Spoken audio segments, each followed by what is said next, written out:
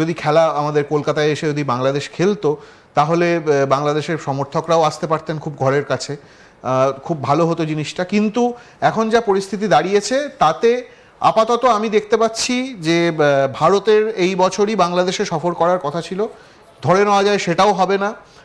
সেই সঙ্গে অস্ট্রেলিয়ার যাওয়ার কথা রয়েছে বাংলাদেশে, নিউজিল্যান্ডেরও যাওয়ার কথা রয়েছে বাংলাদেশে। সেই দুটো সফর হবে কি না সেটাও কিন্তু খুব অনিশ্চয়তার মধ্যে থাকছে। কারণ আমার মনে হয় এতদিন পর্যন্ত কিন্তু বিসিসিআই জাস্ট একটা এখানকার স্থানীয় মানুষজনের আবেগকে একটা রেসপেক্ট জানিয়ে ডিসিশনটা নেওয়া হয়েছিল। বাংলাদেশ যদি না আসে আর বলার জায়গা নেই, তারা আসবে না বলেই দিয়েছে। এরপর যদি বিসিসিআই সত্যিকারের কোনো পদক্ষেপ করতে চায় বা পদক্ষেপ নিতে চায় আইসিসির থ্রু বাংলাদেশের বিরুদ্ধে, তখন বাংলাদেশের কী হবে, তখন বাংলাদেশের ক্রিকেটের কী হবে? তখন তো আরও, কারণ বিসিসিআই কিছুই করেনি এখনও অবধি, কোনো মানে পক্ষপাত বলো বা কিছু বলো বাংলাদেশের এগেনস্টে কোনো প্রতিহিংসামূলক কোনো কিছু চরিতার্থ করেনি। বাই চান্স আমি মানে যদি বাই চান্স বিসিসিআই কোনো সত্যিই স্টেপ নিতে চায় বাংলাদেশ ক্রিকেটের এগেনস্টে, যে বাংলাদেশ ক্রিকেটকে এক ঘরে করে দেবো আমরা, যে ক্ষমতা বিসিসিআই এর কিন্তু রয়েছে, এই ক্ষমতা একমাত্র বিসিসিআই এর রয়েছে, তখন তাহলে কি হবে? তখন তাহলে ওরা কি বলবে বা কি করবে?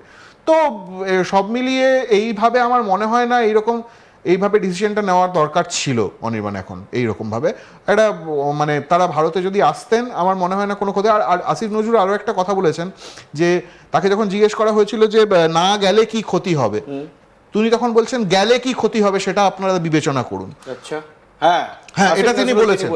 এবার আমার প্রশ্ন হচ্ছে, তিনি আরো একটি বক্তব্য তিনি রেখেছেন, সেই বক্তব্যটা আমি বলবো একবার পিসিআর কে চালাতে। আসিফ নজরুল তিনি কিন্তু দ্বিতীয় একটা আমার কাছে একটি বক্তব্য রয়েছে, সেই বক্তব্যটি শুনবো যে আসিফ নজরুল যে প্রেস কনফারেন্স হলো মিটিংয়ের পরে ঠিক কি বললেন সেটা শোনার পর তারপর বিশ্লেষণ করব। তারা বুঝতে পেরেছে এটাই তারা বলার অধিকার আমার নেই।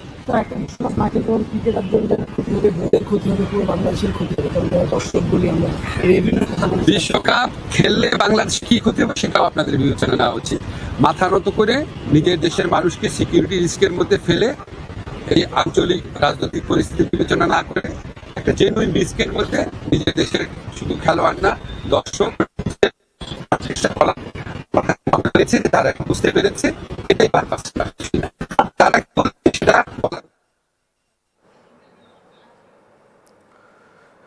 আমরা শুনলাম যে আসিফ নজরুল তিনি কি বললেন। তিনি বলছেন যে বাংলাদেশ ক্রিকেট খেললে টি-20 ওয়ার্ল্ড কাপে সেটাই কি লাভ রয়েছে, আর না খেললে সেটাই কি লাভ রয়েছে, সেটাই কি ক্ষতি রয়েছে সেটা বুঝতে হবে। এবং একেবারে কিন্তু বাংলাদেশ ক্রিকেটের যারা ক্রিকেটাররা রয়েছে, যারা মিডিয়া পার্সনরা আসবেন, তার পাশাপাশি যারা ফ্যানেরা আসবেন, তারা কোনোভাবেই নাকি সেফ নয়, সিকিওর নয়, এবং সরকার নাকি তাদেরকে সেফটি সিকিউরিটি এই যে সেফটি সিকিউরিটিহীন জায়গায় তারা পাঠাতে পারবে না। খুব হাস্যকর একটি কমেন্ট, খুব হাস্যকর একটি প্রেস কনফারেন্সের নির্দেশ, প্রচন্ড হাস্যকর। কারণ যেখানে দাঁড়িয়ে ফ্যানেদের কথা তিনি বললেন, ফ্যানেরা যেখানে দিনের পর দিন বাংলাদেশিরা আসছেন, ঘুরছেন, ফিরছেন। এক্স্যাক্টলি, মানে আমি জানি না আসিফ নজরুল সাহেব কখনো কলকাতায় বা ইন্ডিয়ায় এসেছেন কিনা। যদি তিনি না এসে থাকেন চিকিৎসার জন্য, তিনিও আসতে পারেন, জানি না। তিনি অবশ্য তার অর্থবান লোক, তিনি ইন্ডিয়ায় কেন আসবেন, তিনি আমেরিকাও যেতে পারেন।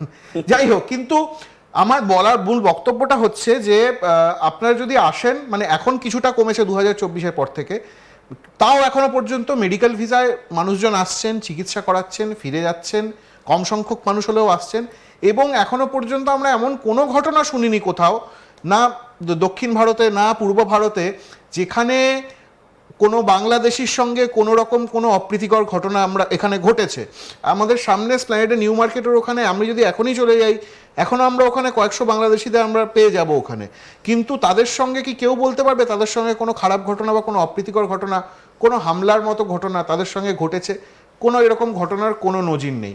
আচ্ছা, এবার চলে আসি আমরা অন্যান্য ক্রিকেটের এত যে দল আসে, এই যে এখন নিউজিল্যান্ড ট্যুর করছে, তার আগে সাউথ আফ্রিকা এসেছিল, কোনো অপ্রীতিকর ঘটনা কারোর সঙ্গে ঘটেছে? কারণ তাদের যথেষ্ট সিকিউরিটি দেওয়া হয় তাদের যখন। তাই আজকে যখন জিজ্ঞেস করা হচ্ছে, সব থেকে বড় এক্সাম্পল, সব থেকে বড় প্রতিফলন হলো পাকিস্তান টিমের আসা। এক্স্যাক্টলি 2023 সালের পাকিস্তান টিমের আসা বিশ্বকাপ, সেই বিশ্বকাপে পাকিস্তান টিম ভারতবর্ষে এসেছিল, তাদের বলা যায় যে হোম, একেবারে হোম হিসাবে কিন্তু কলকাতাকে তারা বেছে নিয়েছিল এবং সেখানে দাঁড়িয়ে কিন্তু তারা গ্রুপ স্টেজের ম্যাচগুলো খেলে।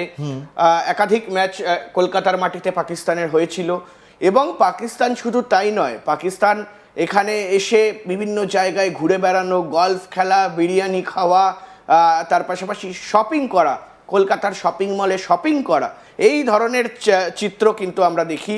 ফলে এই বিষয়টাও কিন্তু আমাদের বুঝতে হবে। একদমই একদমই, কারণ দেখো একটা ক্রিকেট প্লেয়ার যখন আসছে বা একটা ক্রিকেট টিম যখন আসছে, তাদের কি প্রোটোকলে তাদের কি ধরনের নিরাপত্তা দিতে হয় সেটা ভারতীয় ক্রিকেট বোর্ড খুব ভালো করে জানে। তারা প্রফেশনাল, আমরা এরকম নয়, আমাদের বোর্ড এতটা আনপ্রফেশনাল নয় যে ক্রিকেটাররা খেলে চলে যান তারপর বলেন আমরা লিগ খেলে চলে গিয়ে আমরা বেতন পাইনি। বিপিএল এ গত বছর এই ঘটনা ঘটেছে যে বিদেশি ক্রিকেটাররা বাড়ি চলে যেতে চাইছেন, তারা টিম ম্যানেজমেন্টকে বলছেন যে আমায় টিকিট দাও বাড়ি ফেরার, সে টিকিটটা অবধি তাকে দেওয়া হচ্ছে না এবং তারা পুরো সিজন খেলেছেন, তারা পেমেন্ট পাচ্ছেন না, এরকম ঘটনা ঘটেছে। তো আমরা অতটা আনপ্রফেশনাল নই, এটা বুঝতে হবে। আনপ্রফেশনালিজমটা আমাদের মধ্যে নেই বিসিসিআই এর মধ্যে, তারা জানে। এবং যখন আইসিসির কোনো টুর্নামেন্ট হয় তখন কিন্তু সেই প্রোটোকলগুলো বা সেই সিকিউরিটিগুলো আরও এক ধাপ বেশিই থাকে। আজকে আমি একটা অদ্ভুত লাগলো আমার, বুলবুল ভাইকে আমি শুনছিলাম, তিনি বললেন যে বুলবুল ভাই বা আসিফ ভাই কেউ একজন, দুজনে একজন কেউ একজন বললেন যে ভারতীয় সরকারের তরফ থেকে আমাদের সঙ্গে আমাদেরকে কিছু বলা হয়নি বা অ্যাসিওর করেনি। আমার একটা প্রশ্ন আছে, সেটা হচ্ছে যে এই যে পুরো অধ্যায়টা হলো, এর মধ্যে আপনারা ভারতের স্পোর্টস মিনিস্টার যিনি রয়েছেন তাকে কি দেখেছেন এখন অবধি এসে মিডিয়ার সামনে কোনো ব্রিফিং করতে বা কিছু করতে? ভারতের স্পোর্টস মিনিস্টারের নামটা কি আপনারা জানেন? যারা দেখছেন সবাই, আমি মনে করি অনেকেই জানেন না। মনসুখ মান্ডভিয়া কটা কথা বলেছেন এই গোটা ইস্যুটা নিয়ে? একটাও না। এবার আপনি চলে আসুন বাংলাদেশের জায়গায়। বাংলাদেশের এখন ক্রীড়া উপদেষ্টা, মানে মিনিস্টারটাই এখন যেহেতু অন্তর্বর্তী সরকার উপদেষ্টার ভূমিকায়, একেবারে তিনি প্রত্যেকদিন একটা করে মিডিয়ায় বাইট দিচ্ছেন আমরা যাব না, আমরা যাব না, আমরা যাব না, আমরা যাব না। আচ্ছা ঠিক আছে, কিন্তু জিনিসটাকে এত হালকা করে কেন আমরা ডিল করা হচ্ছে আমি বুঝতে পারছি না। এবং মানে আমরা, ভারত সরকার এর মধ্যে ইনভলভই হয়নি সামনে থেকে, অন্তত সামনে থেকে কিন্তু ভারত সরকার ইনভলভই হয়নি। এবং একটা কথা তোমায় দেখতে হবে অনির্বাণ, এই পুরো ঘটনাটার মধ্যে প্রথম থেকে বাংলাদেশ সরকার বেশি ইনভলভ হয়ে আছে, মোর দ্যান বিসিবি। বাংলাদেশ সরকার, বাংলাদেশ অন্তর্বর্তী সরকার বেশিভাবে এটার মধ্যে ইনভলভ হয়ে আছে।